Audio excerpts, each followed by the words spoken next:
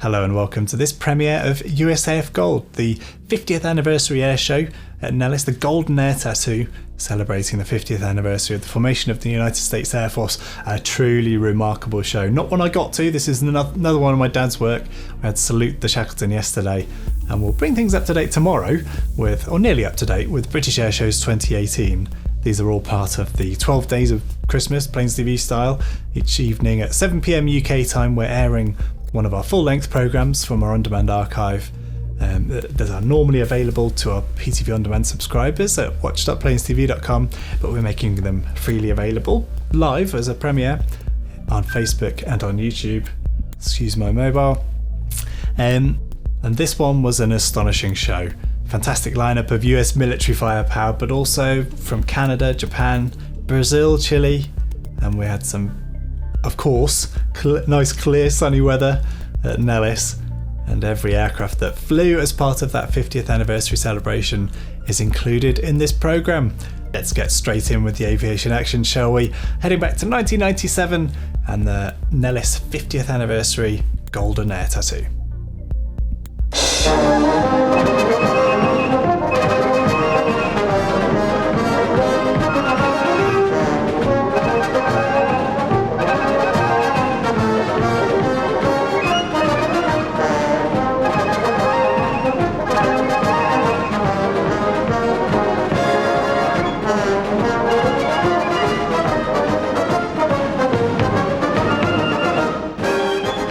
To Nellis Air Force Base, Nevada. This is the Golden Air Tattoo, the United States Air Force's 50th anniversary air show, the biggest air show that the United States Air Force has ever organised. Just a few miles down the road, Las Vegas, the city that never sleeps, the entertainment capital of the USA.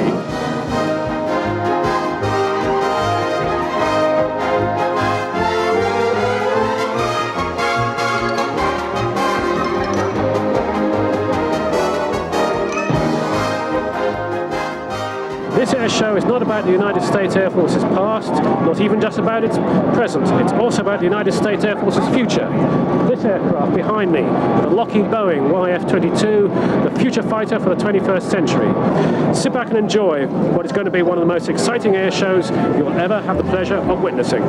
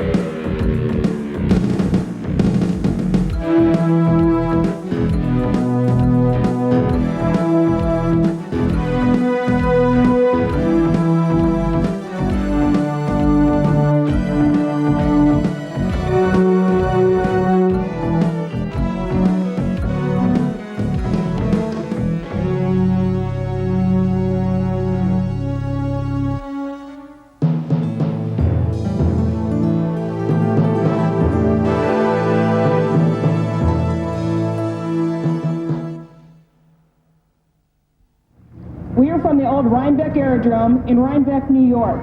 We are the living museum of antique airplanes, the only place in the world where these antique airplanes fly regularly in our air shows every Saturday and Sunday from the middle of June to the middle of October. The United States Air Force can trace its beginnings back to the United States Army Air Service, which sent hundreds of young American airmen to fight during the latter years of World War I. With original engines. The Newport 11, it is powered by a rotary engine. It is when the engine actually spins with the propeller. Is that a Larone? It is a Larone 80 horsepower engine, and it is lubricated with castor oil. So you talked about the smells of early aviation. Castor oil will do it. It is a total loss system. We use about 6 pints per hour, and the oil is thrown back on the fuselage of the airplane and onto the pilot. The British-built de Havilland DH-4 light bomber was later used in America to deliver a different kind of ordnance. It was one of the first aircraft in history to deliver airmail. The Golden Air Tattoo recreated the pioneering spirit of those early years of air warfare by staging a mock dogfight flown by World War I replica aircraft owned by the old Rhinebeck Air Circus.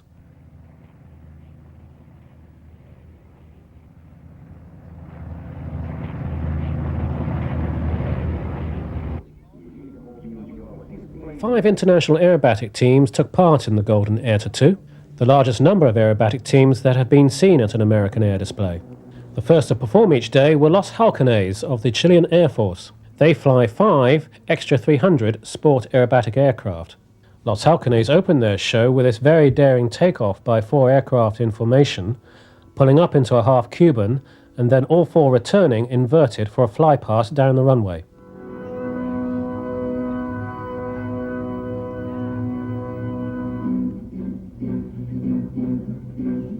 After this half Cuban in down formation, the 4 aircraft continuously inverted flight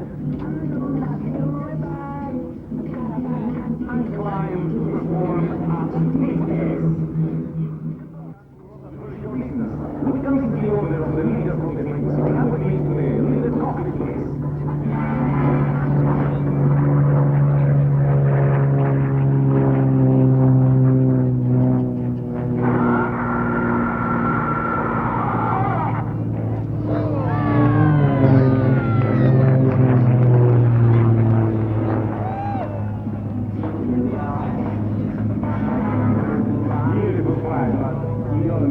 Number 3 Air Force approaching from perform a corkscrew. Where number 4 performs turn over number 3. Number 3 is fly level. Number 4 small control the bird spin on number 3. Number 1 flies inverted, and number 2 performs proceed changes between left and right wings of number 1.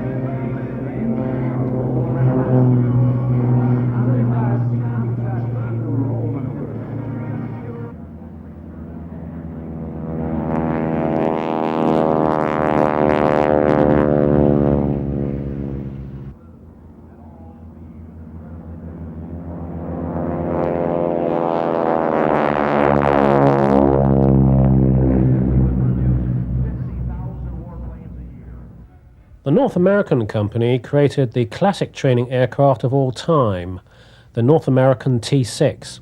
It was the world's first all-metal low-wing monoplane trainer. Winning number for the hour. Go ahead. All right, ladies and gentlemen, for those of you that purchased the program, turn your shotgun down to the right wing shotgun. The right wing watch. For 11 o'clock, remember these T-6 trained thousands of US military airmen before and during World War II.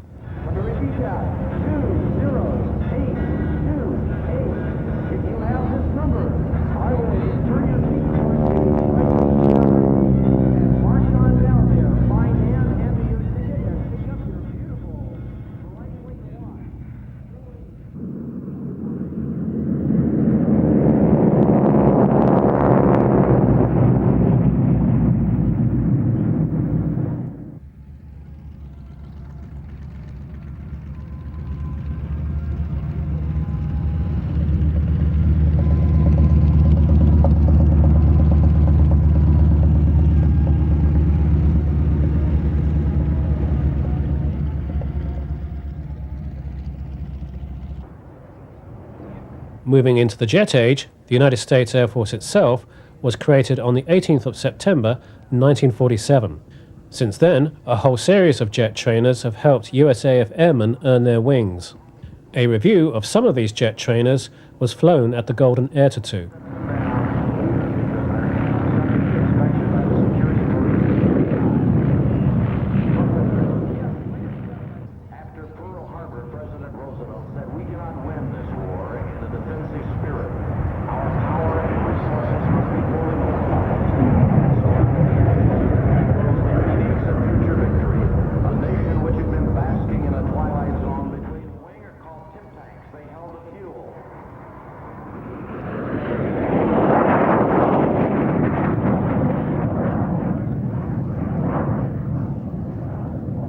The most modern type in the trainer review was the Raytheon T-1A Jayhawk. The Jayhawk trains pilots who will fly multi-engine types in USAF service.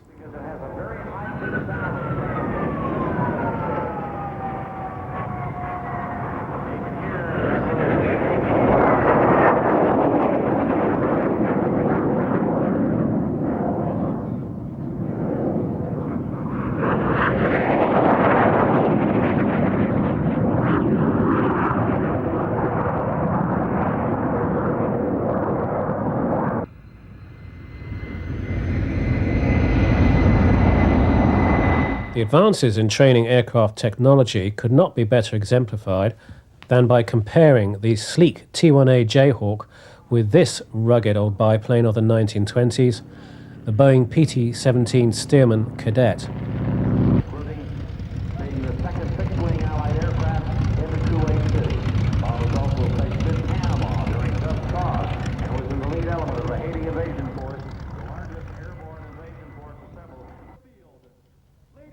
First solo jet performer each day at the Golden Air Tattoo was the Lockheed Martin F-16C Fighting Falcon.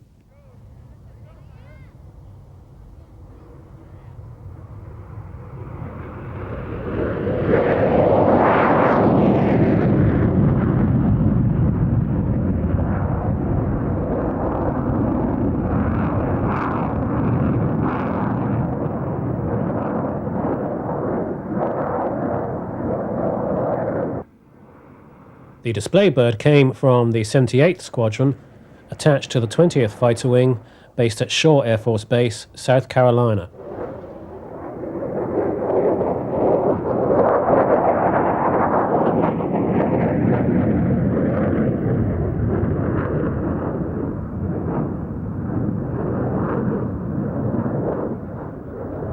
The F-16C has developed through a series of three-staged improvement programs to enhance combat efficiency. The Block 50 F-16C displaying here at Nellis has, among other upgrades, a more powerful engine, an improved fire control radar, and can launch autonomous, high-energy anti-radar missiles.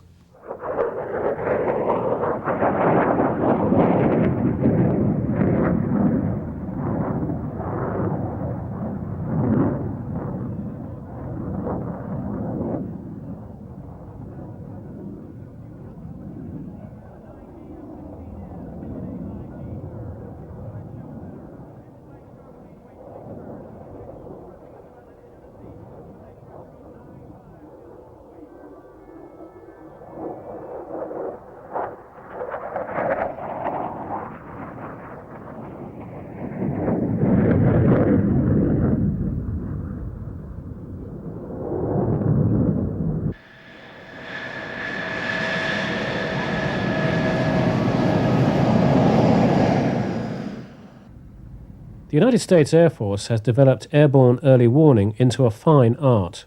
This Boeing E-3 Century from the 552nd Air Control Wing is seen arriving here at Nellis to take its place in the static park.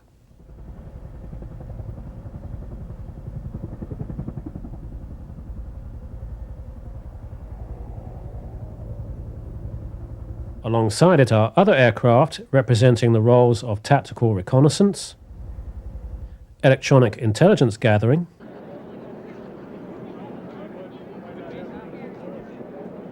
and airborne battlefield control.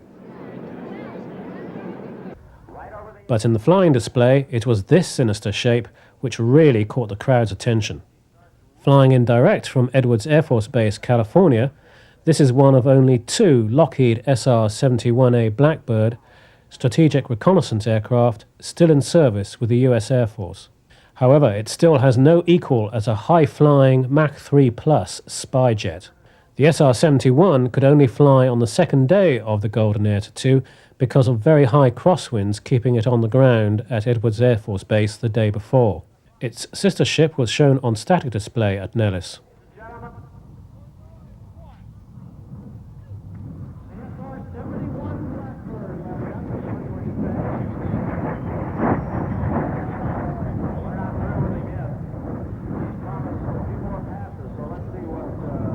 The Air Force has got 2 A-model airplanes, and then we share a B-model with NASA.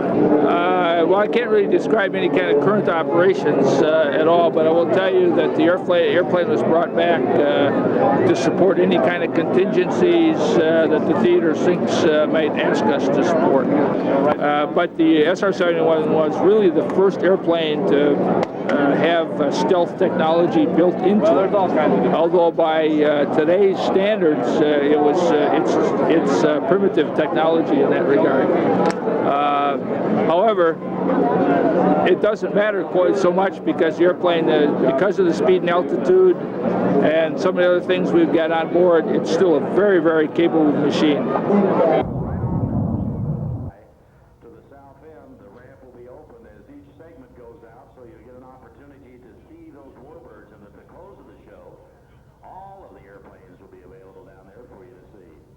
Once again inbound, the SR-71 Blackbird.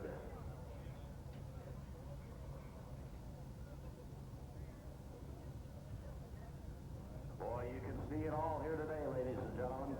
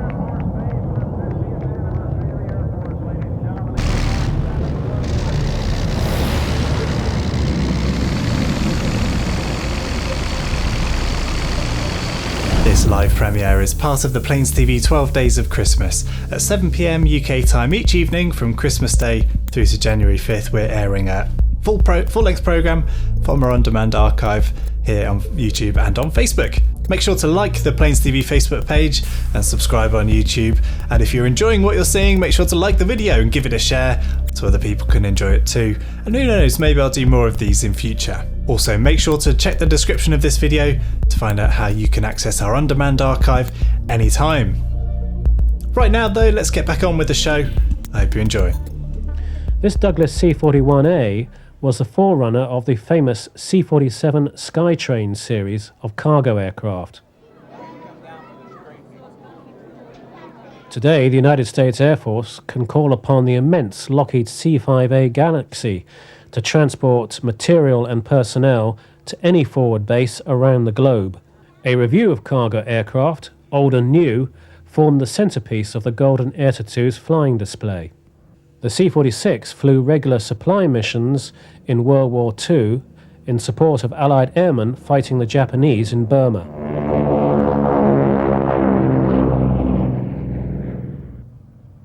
The C-54 was the mainstay of the Berlin airlift in 1948.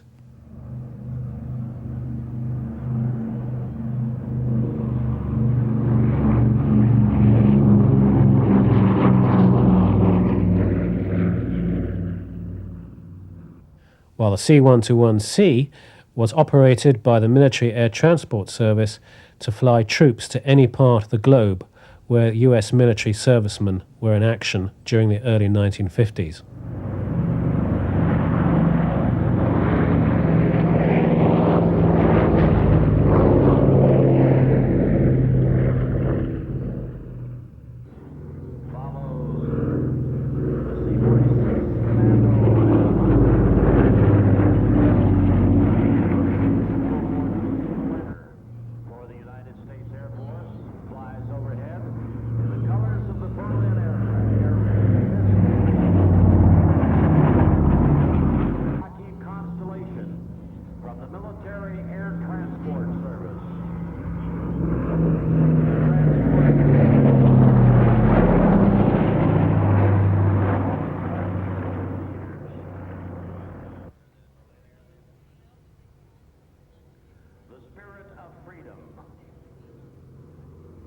The C-54E Skymaster follows the C-46 Commando.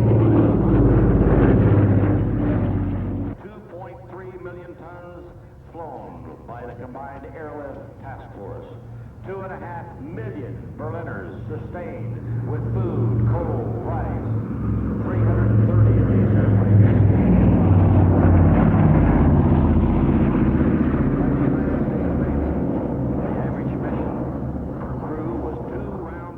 If you have this ticket, head on down to the Breitling Chalet, back to you, Larry. Is that 29388? I believe that's my number.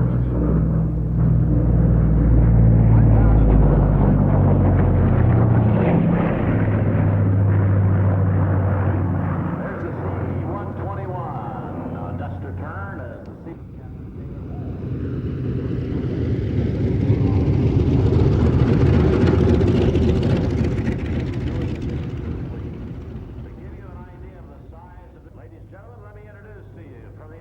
Air Force to tell you about the C-17 from the 17th Airlift Squadron. Here's Captain David Holmes.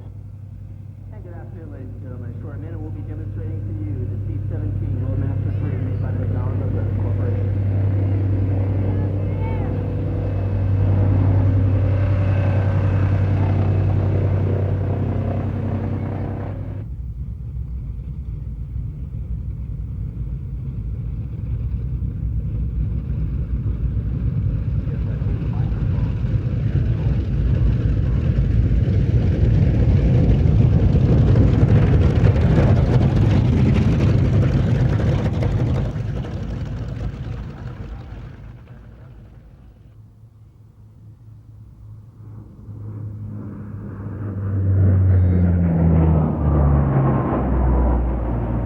Conceived when the Skymaster and the Constellation were still in service, the Lockheed C-130 Hercules has gone on to prove itself as the most successful tactical airlifter of all time. The 2,100th Hercules to be built was delivered to the United States Air Force Reserve in June 1995. Today, the strategic airlift and air refueling tasks are carried out by 5 different types in service with the USAF's Air Mobility Command. Leading a stream flypast of these aircraft over Nellis, and betraying its age with its earlier environmentally unfriendly engines, is the Lockheed C-141B Starlifter. The Starlifter is the United States Air Force's long-range, medium-lift strategic transport. 22 feet and an overall length of 247 feet. Here's the Starlifter, ladies and gentlemen, as we progress from that golden legacy to today's modern tanker transports.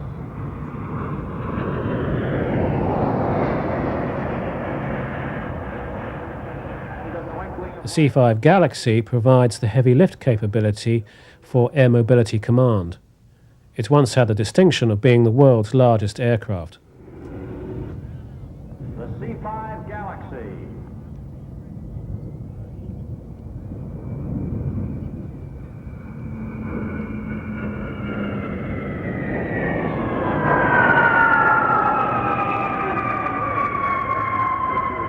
Backbone of the air refueling fleet, the Boeing KC-135R Stratotanker serves with 4 different commands in the United States Air Force, as well as the United States Air Force's Reserve and the U.S. Air National Guard. It is supported by the larger and longer range McDonnell Douglas KC-10A extender.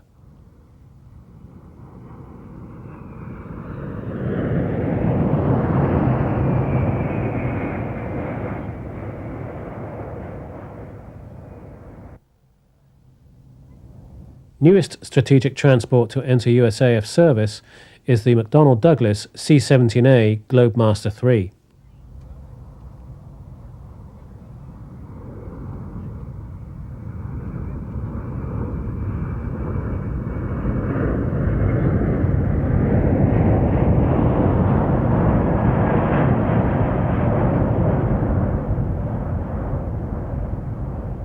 The McDonnell Douglas C-17 Globemaster III is extremely agile at both high and low speeds, making it easy to operate in any tactical situation, including the combat delivery capability of paratroopers or heavy equipment airdrop.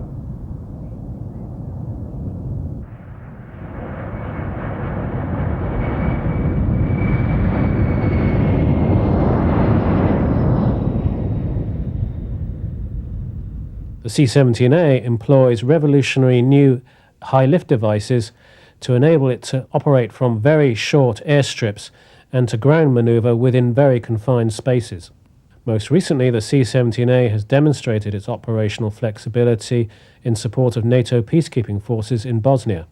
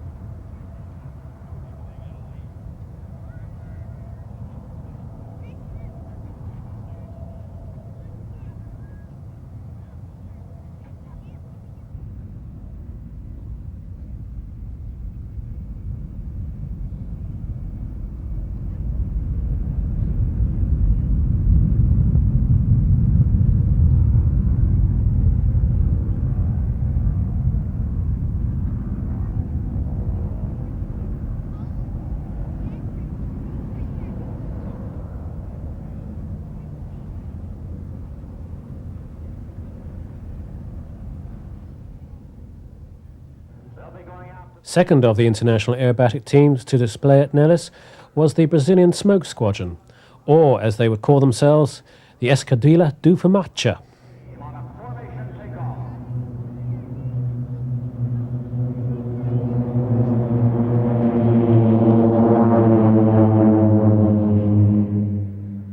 They fly 7 Embraer T-27 Tucano turboprop trainers. The Smoke Squadron's display was extremely imaginative and spectacular, and compared well with the jet teams also taking part at Nellis. And then,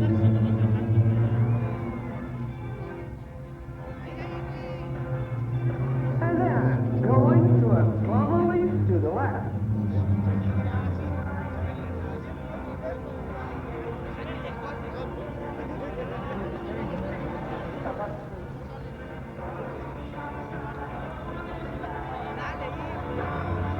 Changing the formation now into Delta 7 to another clover leaf to the left. Ladies and gentlemen, the Smoke Squadron will perform now what we used to call the break. Now!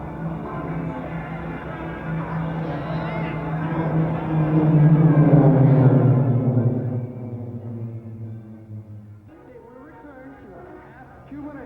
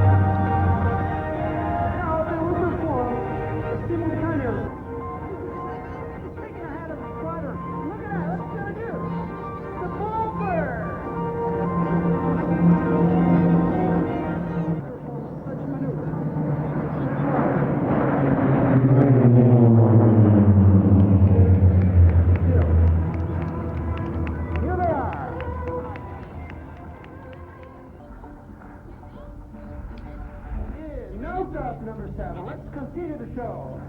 Here we go. 2, roll. And on the second one, you retract. Landing gear and flaps. As you can see, the C-27 is time maneuvering effective.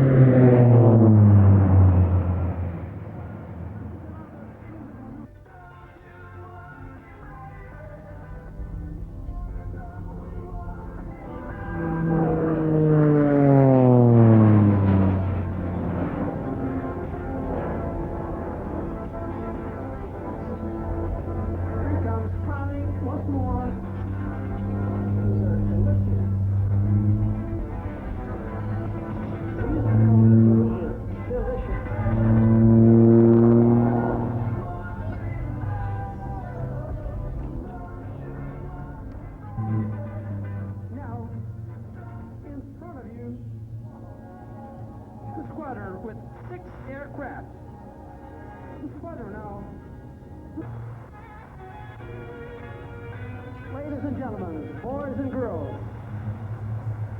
the smoke squadron break with the number 1, Lieutenant Colonel Macri, number 2, Captain Kubrak, number 3.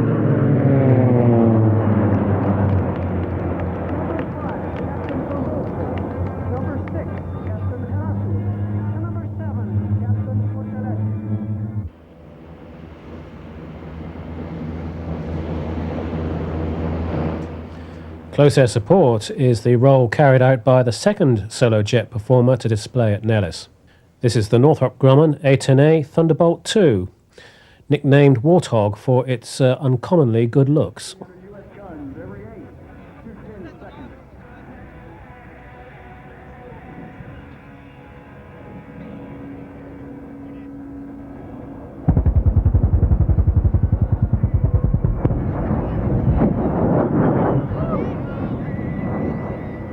The A-10A was originally designed and built by the Fairchild Republic Company and made a name for itself by destroying Iraqi armor during Operation Desert Storm in the Gulf War. During that conflict, the Warthog achieved almost 96% combatability when flying more than 8,100 missions. It also achieved fame by scoring the only air-to-air gun kill of the Gulf War, employing its 30mm Avenger 7-barrel cannon to shoot down an Iraqi helicopter. The display aircraft at Nellis came from the 347th Fighter Wing, based at Moody Air Force Base, Georgia.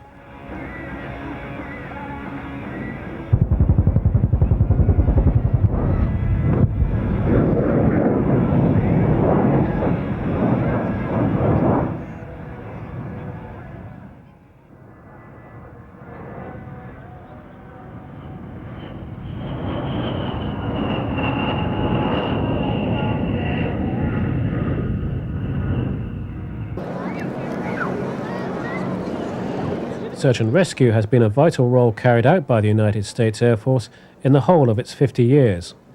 Today, the combat search and rescue of downed airmen behind enemy lines is carried out by these Sikorsky HH-60G Pavehawk helicopters. 2 of Nellis's own 66th Rescue Squadron Pavehawks demonstrated how they would rescue a downed airman in the face of enemy ground fire.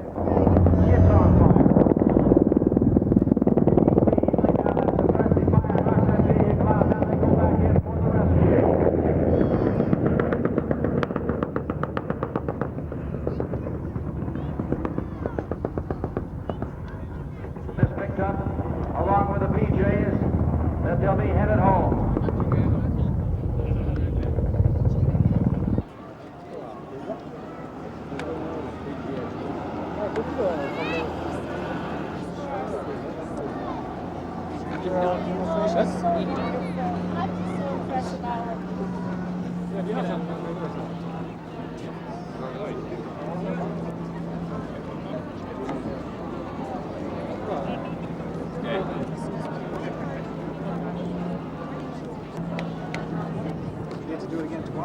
Launching from Nellis's runway 03 left is a formation of Japanese Kawasaki T4 jet trainers.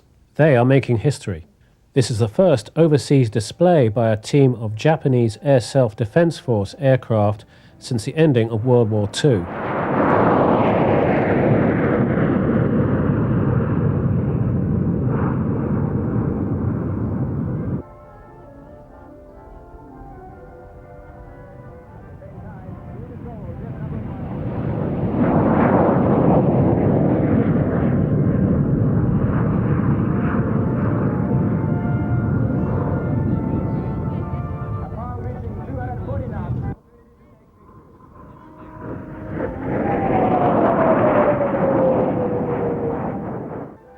The 6 Kawasaki T4 jet trainers flying in the Golden Air 2 come from the Japanese Air Self-Defense Force's National Aerobatic Team, the Blue Impulse. Theirs is a beautifully balanced and highly creative display. Blue Impulse come from the 11th Squadron of the 4th Air Wing, stationed at Matsushima Air Base.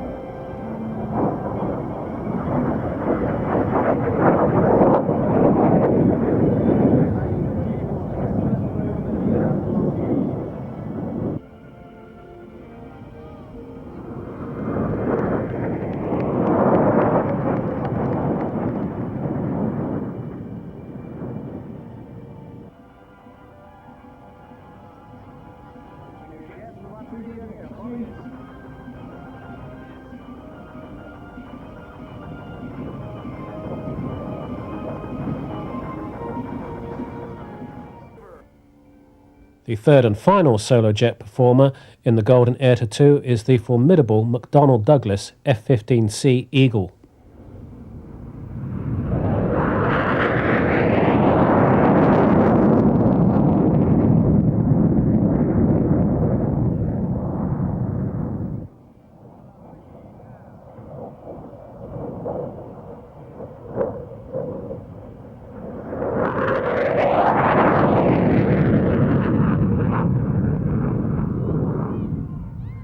The F-15C is the US Air Force's frontline air superiority fighter.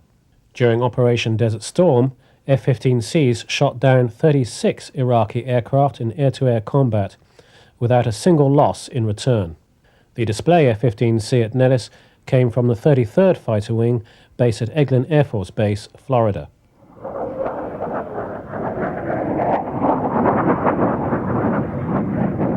However, another and very unusual version of the F-15 Eagle was also on display at Nellis during the Golden Air Tattoo, carrying out a very unusual and important research program. The program I'm currently involved with is the active F-15 program. I think the question that many people would have in mind, Jim, is when you're maneuvering these nozzles, say one up, one down, what's the real advantage that gives you? There's a bunch of different ways you can control the nozzles. The nozzles are independently controllable, so one up, one down might be for some ability to do rolling at very high angles of attack when the aerodynamic surfaces are ineffective. You know, we've vectored these nozzles out to Mach 2, and one of the advantages that we see is that by optimizing the configuration of the airplane, we can maximize the specific excess thrust of the airplane throughout the flight regime. Without question, the air superiority fighter of any Air Force during World War II was the British Spitfire.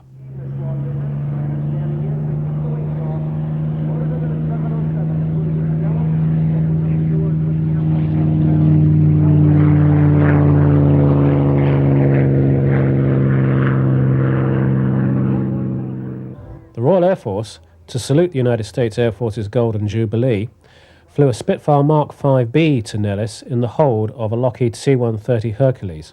Air Vice Marshal C.R. Slate.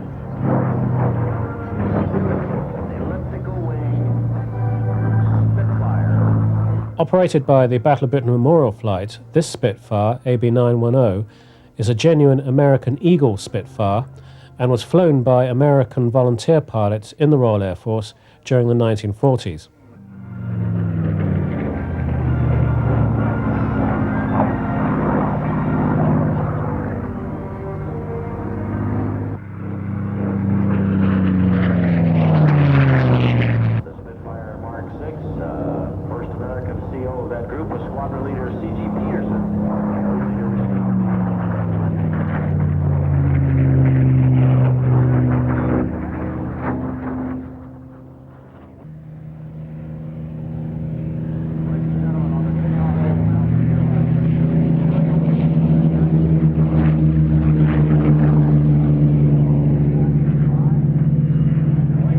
Infamous opponent of the Spitfire was the Luftwaffe's Messerschmitt 109.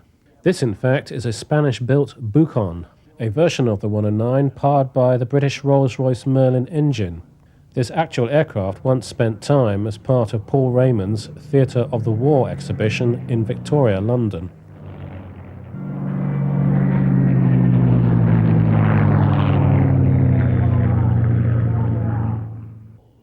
Following the Spitfire and 109 came a review of American World War II fighters. On the takeoff roll, Lefty Gardner and the G-38 Lightning.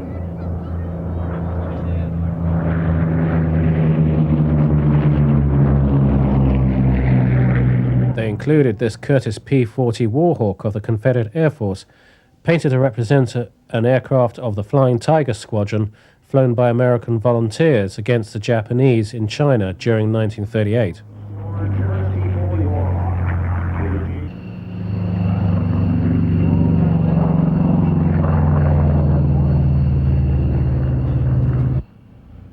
The roar of Packard-built Rolls-Royce Merlins heralds the launch of 5 North American P-51D Mustangs.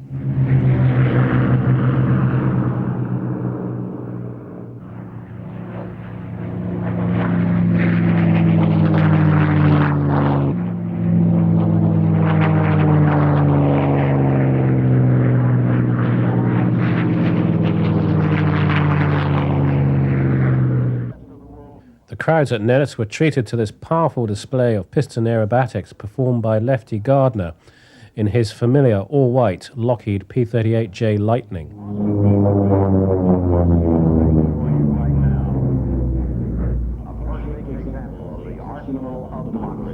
The Germans in World War II christened the Lightning Der Gabelfanz Teufel, the the fork-tailed devil. I'm heading your way right now, Larry. I was looking for that lady, but when she called you earlier, she said in 1942 she actually punched some rivets into B-38. That's what she did for a living.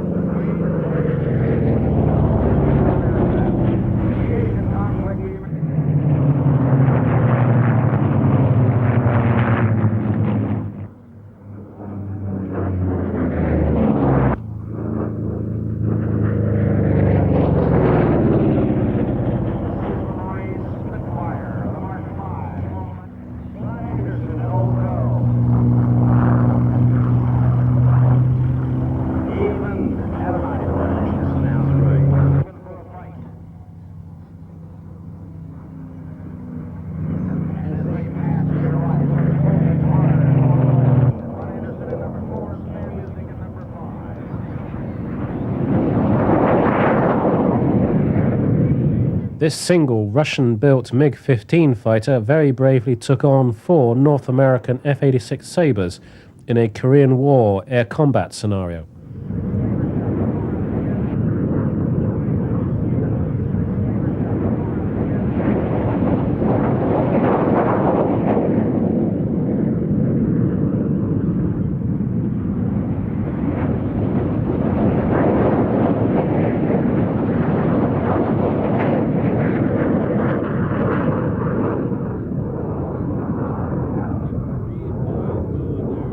The F-86 was the first swept-wing jet fighter to enter service with the United States Air Force.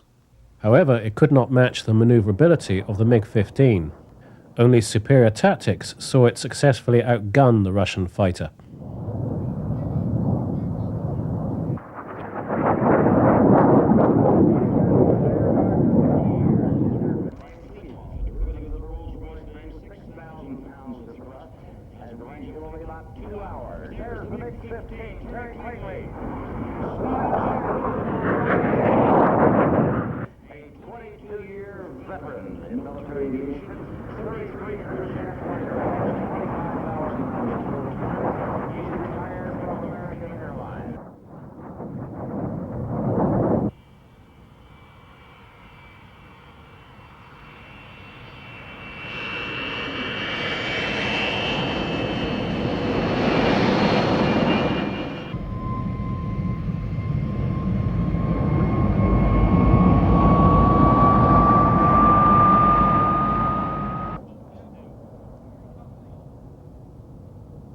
On into the Vietnam War era and lifting off from runway 03 right, the McDonnell Douglas F-4E Phantom II.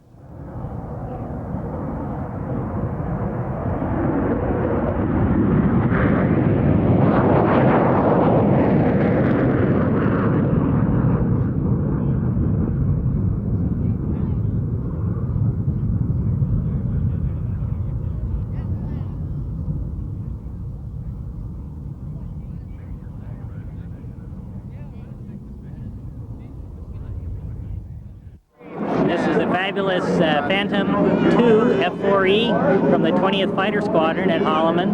The mission of the 20th Fighter Squadron is a German F-4 training program at Holloman. It includes basic F-4 training and F-4 fighter weapons school and F-4 instructor training.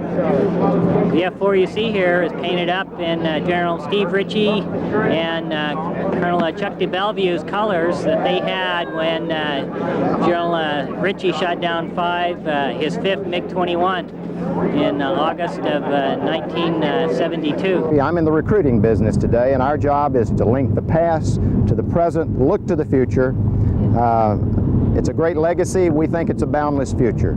It's a terrific time for a young person to think about the military, and particularly the Air Force. Less than 4% of us are pilots.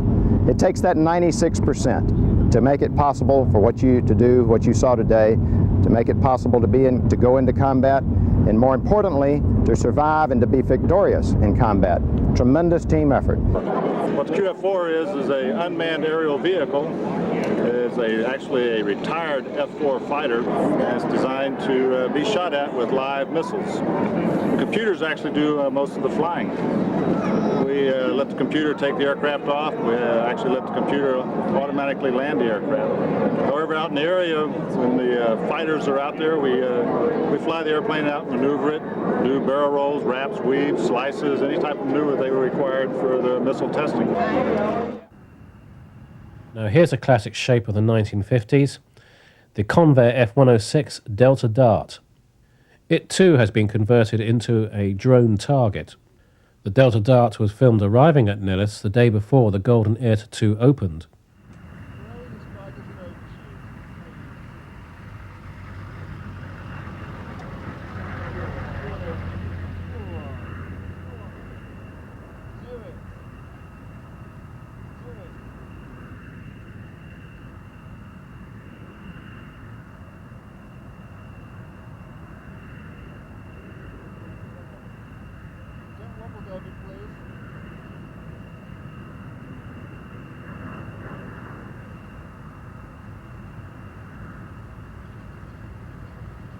Note the classic landing technique employed by the Delta Dart, being held nose up to create aerodynamic braking.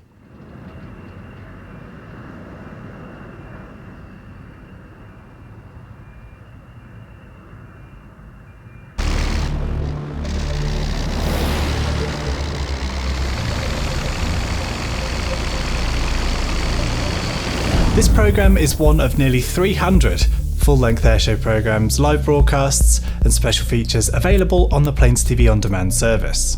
Head to PlanesTV.com/12 days to get half-price access to PTV On Demand for 6 months. The service includes all programmes PlanesTV has released over the last 10 years and also very many from our early archive which stretches all the way back to 1989. That link again is PlanesTV.com/12 days. You'll even get a 7-day free trial on the service. Now though, let's get back on with the show. Enjoy!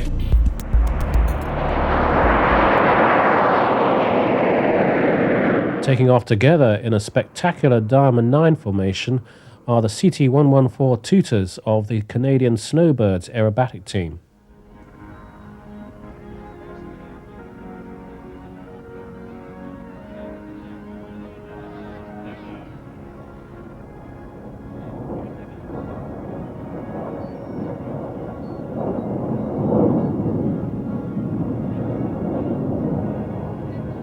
The Snowbirds are especially famous for the precision of their formation flying in a jet trainer which is now quite old in years and is significantly underpowered compared with other jets used by teams around the world.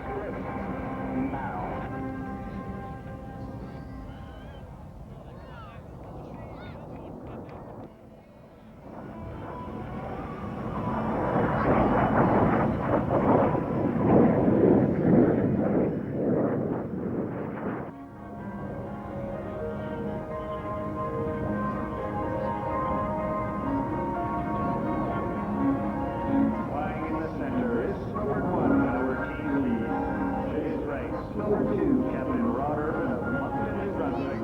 That's number 6, Captain Scott Schussel of Ean, Ontario.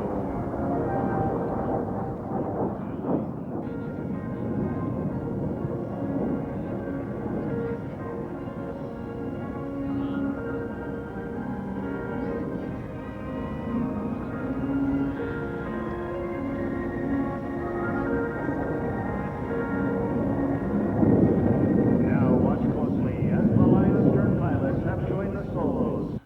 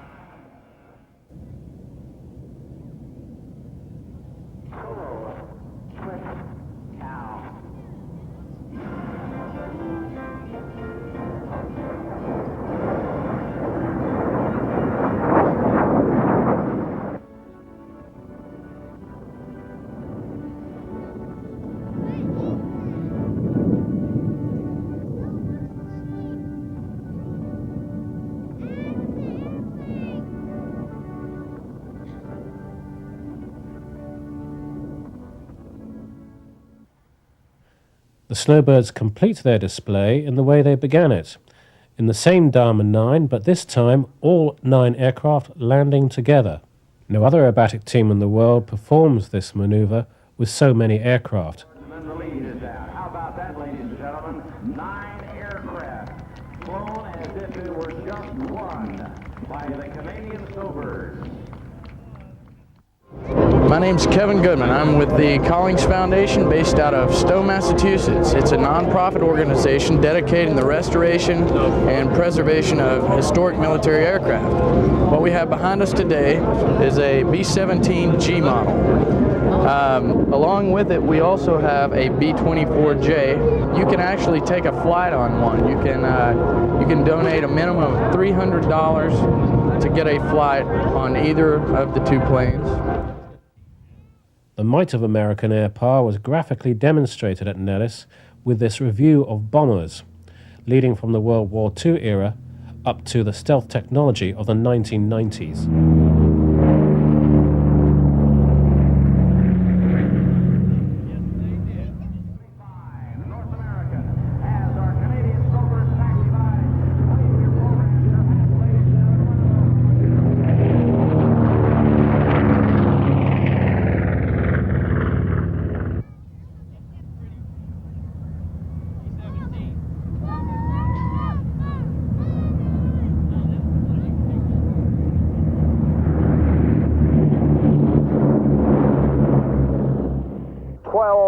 Horsepower Pratt & Whitney, dependable engine.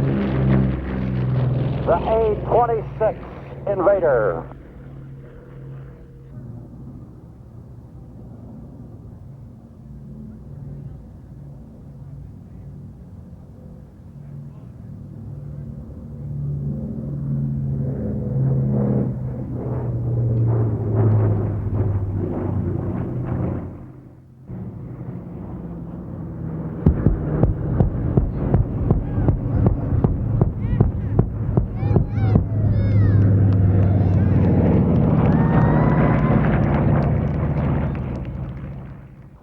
A single consolidated B-24 Liberator simulated the devastating attack on the Ploiești oil refinery in German-occupied Romania.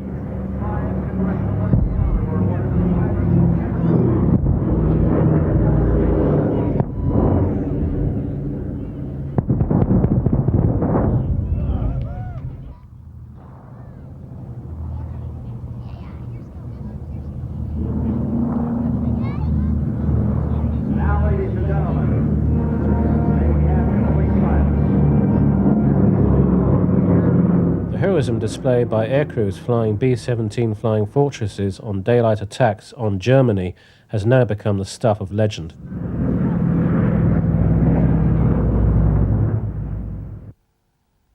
You can see from the shape of the aircraft that it doesn't give a good reflection to anyone that would be trying to pick it up on radar, and the aircraft has been designed to minimize any exposure or any emission that it'll give in both the IR and the visible spectrum, also in the radar spectrum. So in the middle of the night, if you can't see it, if you can't find it with radar, and you can't find it with a heat signature, making it relatively invisible to any enemy defenses, and making it easy for me to sneak into bad guy land and lay ordnance down wherever we need to do that.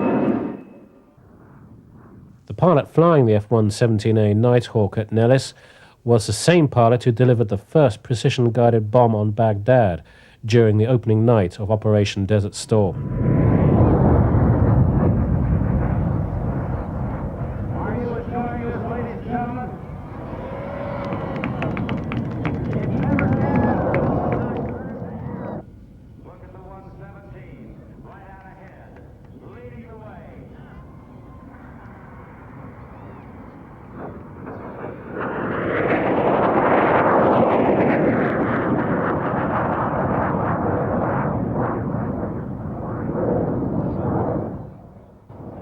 My background is I flew the B-52, which is off to my left, which is a high-altitude, low-altitude bomber, heavy bomber.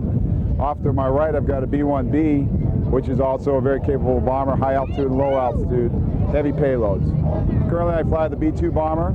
It's a high-altitude, low-altitude, heavy bomber. It can carry upwards of 50,000 pounds of payload, 150,000 plus pounds of gas, and we fly anywhere between the surface and 50,000 feet. Give you a little bit of an idea of the difference between this aircraft and the other two aircraft. We have a low we're designed for low observable, and what does that mean? They have the visual, meaning that it's very difficult to see this aircraft outside of about 2 miles. The radar, which is, we manage our energy so that the radar systems, it's very difficult to see us. The acoustics, as far as sounds, you notice that the engines are buried inside, which cuts down dramatically on the noise. And then infrared. Again, with the buried engines, we don't build up very much heat for infrared. So we cover all the spectrums of the low observable, for low observables. It makes us very difficult to see. Not invisible, just very difficult to see. One of the questions that's asked frequently is, how do you do a long duration flight with 2 crew members? And what's that flight like? And it's very important for them to follow a certain cycle, of which they actually would sleep. One of the crew members would sleep for about 4 hours while the other crew member monitored, and they would shift. Now, of course, during the high stress environment of air refueling and bombing, both of them would be at the flight controls doing their jobs. But in the less stressful high altitude environment where they're cruising towards their destinations, then one of them would be in their sleep cycle. This is the B-1 bomber. It's a supersonic bomber, basically multiple types of weapons, high speed, low altitude ingress. The B-1 kind of started its life as strictly a nuclear bomber. Most of the roles that have changed in the airplane now to strictly conventional. The B-1 does the conventional role very well. The B-52, same basic idea. Started out as a nuclear bomber, is both nuclear and conventional, as are we. But the roles now with the B-52 are pretty much, the B-52 is a high-altitude standoff type cruise missile launch platform. Does also low-level ingress as we do, but our primary role is low-level ingress, multiple weapons on fairly large targets. We take out of Dallas, Texas, fly all the way to Kuwait, Saudi Arabia, do some type of exercise, Egypt, Australia, just practically any place in the globe. Do the exercise, drop the bombs, and then return back to the States. Typically 20, 24, 25-hour mission. And it is kind of taxing on the crew, long duration like that. If you're not really, physical conditioning is important, what you eat is important. We're not an augmented crew. We're strictly 4 people in this cockpit. So it's not like we bring along a spare navigator or a spare pilot when the others get tired. The B-2 is new stealth technology. He carries basically the same weapons that the other bombers carry, but he may be able to get into an area that is very heavily defended. That is the new technology, the new bomber online. We kind of work as a threesome. The B-52, as I said, was predominantly high-altitude standoff cruise missile type platform. The B-1 is more low-altitude ingress with a strike package into the target close-up. The 96 Bomb Squadron's 2nd Bomb Wing, Nellis Air Force Base.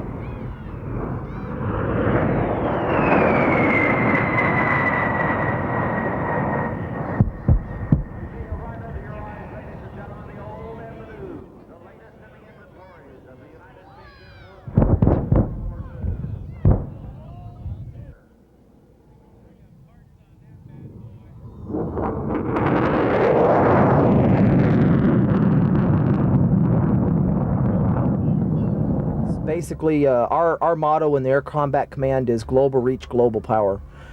Basically what that means is we can go anywhere in the world within 20, 24 hours and drop bombs on any continent if that's what's needed. Part of our job is to be very good at our job, do lots of exercises where you show the force of power and kind of flex your muscles, show the bad guys what you're capable of doing, and deterrent is pretty much the primary role of any airplane. You hope that you never have to use it, but if it comes time that you do, then the crews are trained very well, and that's what they'll do.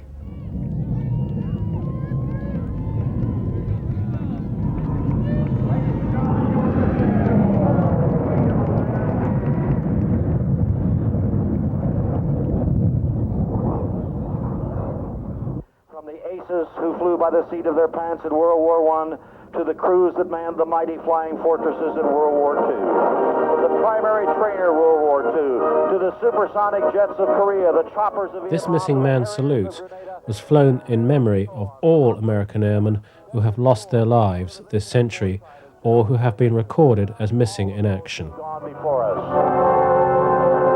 To those men who loved and were loved, saw dawn and felt sunset glow. Those men who loved life and yet laid it all on the altar of freedom so that we might gather here and breathe the sweet air of freedom.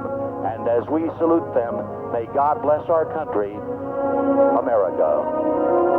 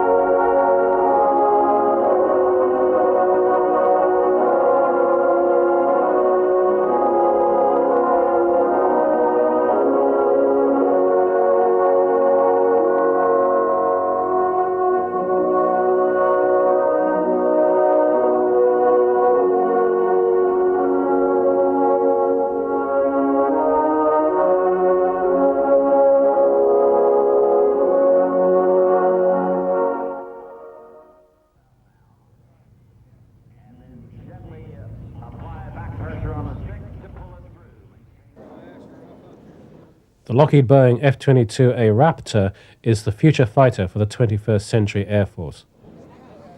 The biggest thing is stealth. We are a smaller radar cross-section target. The other thing is integrated avionics. Our avionics, before, the pilots have had to command various actions and try to get the information out of the sensors. Now it's pretty much automated through the computers. The computer technologies to the point now where we can essentially take the pilot's desires and model it with computers such that now the pilot is able to just analyze the information and make engage avoid type decision. And probably another major contributor is the super crew. cruise characteristics that we have. We can maintain supersonic airspeeds without the use of afterburner.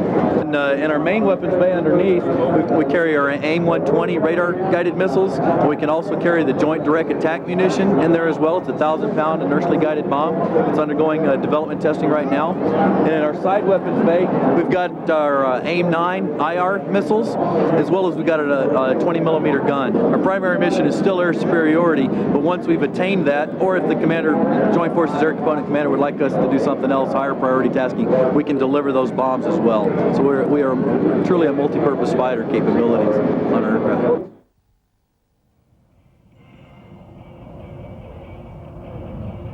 No need to introduce these guys. They're playing at home.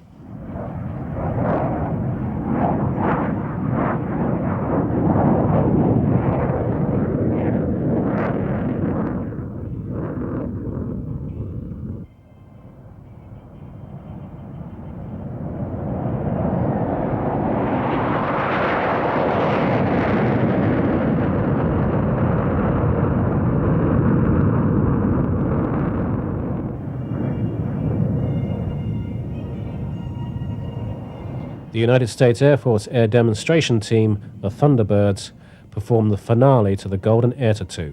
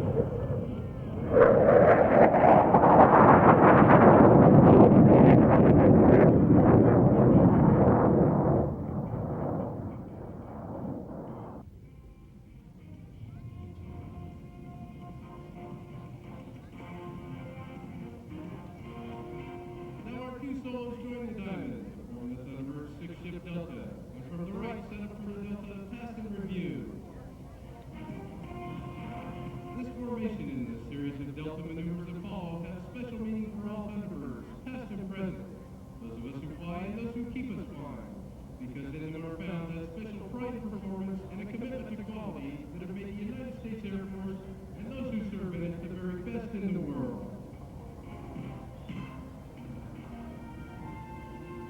And now, ladies and gentlemen, dedicated to the United States Air Force on our golden anniversary, your 1997 Thunderbird Delta Pass and Review.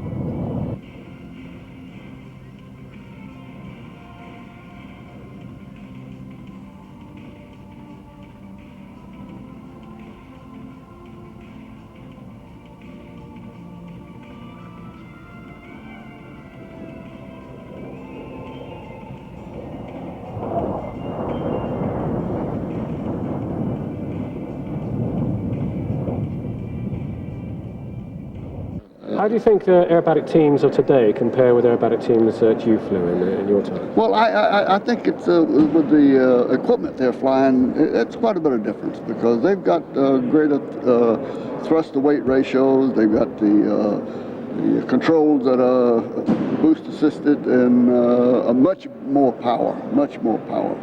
And I think, frankly, I think they put on a better air show. It'll probably be another 50 years before there's another show like this one. But what did our fellow travellers think? Stunning. Wow. That was good. Very good. Very enjoyable. And the warbird flying was absolutely superb. Fantastic. Fantastic. Couldn't put it into words, I don't think. For us, it's straight home. But for a lucky few, there are even more aviation delights to be had, such as a flight in the Camarillo Connie. But that's another story.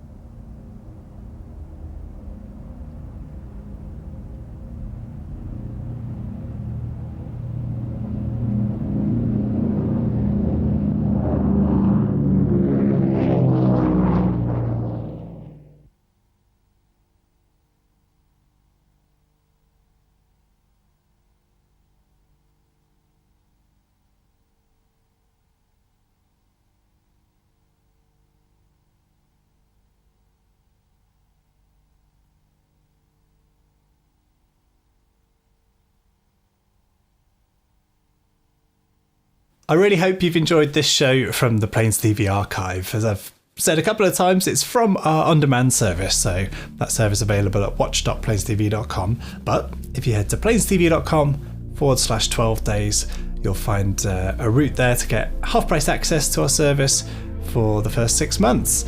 It gives access to nearly 300 full-length airshow programs, live broadcast special features stretching back to the early 90s, some really good nostalgia. It has all of our programs released over the last 10 years, hundreds of hours of aviation entertainment to while away the winter evenings. So that link again, planestv.com/12 days. I dare say I've popped it up on screen if I've done half my job right. And yeah, hopefully it's an enjoyable service that you can enjoy over the next 6 months. I hope you've enjoyed this show. Do like the Facebook page, subscribe over on YouTube, and if you've enjoyed the show, do give it a thumbs up, a share to people that might have enjoyed it, although it won't be available for much longer. This is just a live premiere of this full-length show that won't be available long term, so forgive us for that. but of course you can get on-demand access to all of our programmes released over the last 10 years and very many released over the last 30 years over on watch.planestv.com. But use the link planestv.com/12 days to get your first 6 months on the service at half price. Thanks again. See you at an airshow soon. Cheerio.